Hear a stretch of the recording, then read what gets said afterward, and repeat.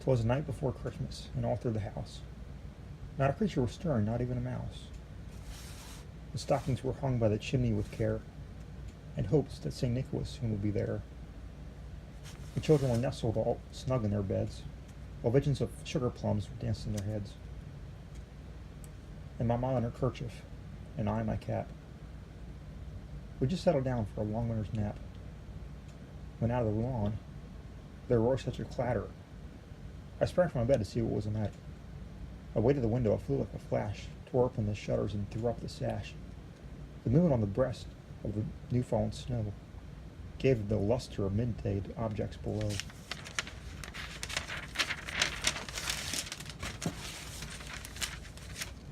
When what to my wondering eyes should appear but a miniature sleigh, and eight tiny reindeer, with a little old driver, so lively and quick. I knew in a moment it must be St. Nick. More rapid than eagles, his horses they came, and he whistled and shouted and called out them by name. Now Dasher, now Dancer, now Prancer and Vixen, on Comet, on Cupid, on Donner and Blitzen.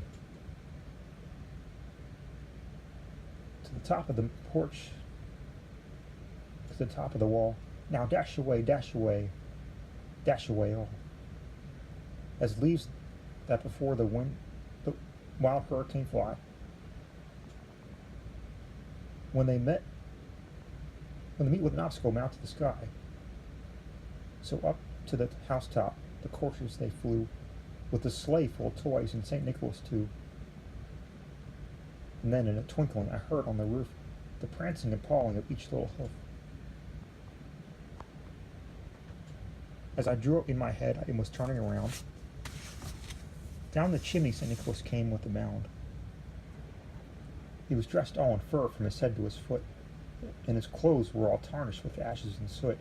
A bundle of toys he'd flung on his back, and he looked like a peddler just opening his sack.